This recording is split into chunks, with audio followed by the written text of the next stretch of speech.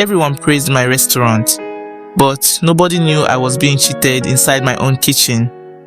I used to smile when people said it. Your food has peace. Your place feels different. You're blessed.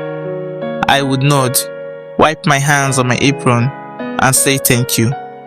Because how do you explain that the peace people taste in food sometimes comes from pain that learned how to stay quiet?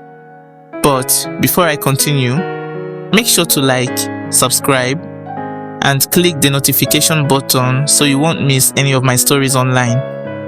This story didn't start in the kitchen. It started long before the first pot was placed on fire. I remember the early days clearly. The days when the restaurant was just an idea and faith was the only capital we had. No big signboard, no fancy chairs, just a borrowed stove, 2 cracked pots, and a dream that refused to sleep. I was the one who believed first. I was the one who said, let's try. I was the one who stayed awake at night writing menus that might never be printed. While others slept, I measured ingredients in my head. How much rice, how much oil, how much hope we could afford. When the doors finally opened, I became everything.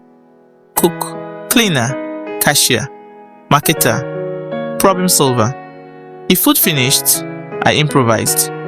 If customers complained, I apologized. If money was short, I covered it with silence. People don't talk about the early days enough. The days when your back hurts, but your dream is still standing. The days when you pretend not to be tired, because quitting feels like betrayal.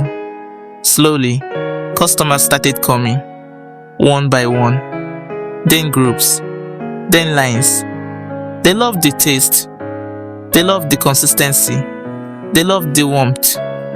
What they didn't see was how much of myself I was serving with every plate. I stayed in the kitchen even when my body begged me to rest. I stayed when fever came.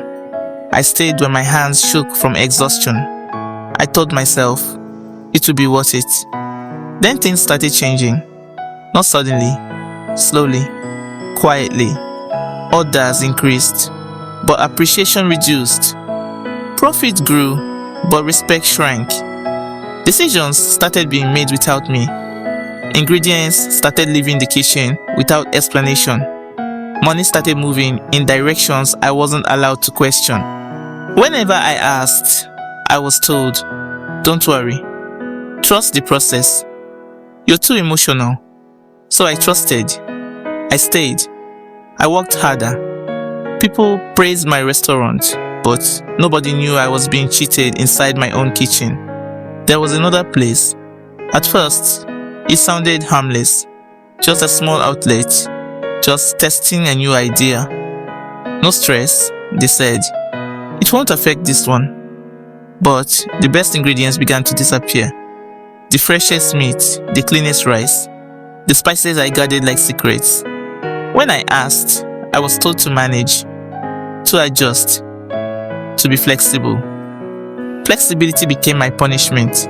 Staff started behaving differently. Orders from that other place were treated with urgency. Mine were treated like inconvenience. I was still the one waking up first, still the one closing last. But somehow, I was no longer important. One day, I noticed the books, same menu, same recipes, but the numbers told a different story. What I was told didn't match what I was seeing.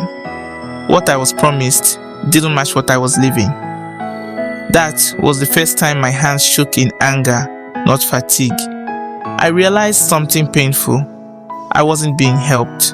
I was being used. The kitchen that built the brand was being drained to feed another dream. People think betrayal is loud. It's not. Betrayal whispers. It tells you to wait, to endure, to sacrifice a little more. So I did, because that's what loyal people do. I stayed when I should have questioned. I stayed when I should have walked away. I stayed because leaving felt like abandoning my own child. But something inside me started dying. Cooking no longer felt like joy. It felt like obligation. The fire I loved began to burn me. Customers still praised the food, but they didn't know the hands cooking it were breaking. There came a day I stood alone in the kitchen. No staff, no noise, just me and the truth. I wasn't the owner anymore. I was the labor. I was keeping the lights on while someone else planned expansion. That realization hurt more than poverty ever did. Because poverty is honest. Exploitation wears a smile. I asked myself hard questions. Why was I afraid to speak? Why did I confuse sacrifice with love? The kitchen taught me lessons life never explained. That not everyone who builds with you plans to stay fair. That being hardworking doesn't protect you from being taken advantage of. I began to reclaim my voice. Slowly, painfully. I started documenting, asking, refusing to be gaslighted. The resistance was immediate. I was called difficult, ungrateful, proud.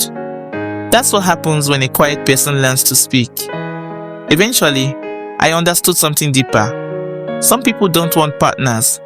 They want engines. And when the engine starts making noise, they look for a replacement. Today, when people praise my restaurant, I smile differently. Because now, I know the cost of peace. If you're reading this, and it feels familiar, listen carefully. If you're always giving, but never growing. If your effort builds something you don't control. If your silence feeds someone else's success, you're not weak, you're loyal. But loyalty without boundaries is self-destruction. Everyone praised my restaurant, but now I praise myself for surviving, for seeing, for choosing not to die quietly in my own kitchen. This is not just a story about food. It's a story about power, about voice, about knowing when to stop cooking for people who refuse to feed you back. And if you understand this story, then you already know the secret.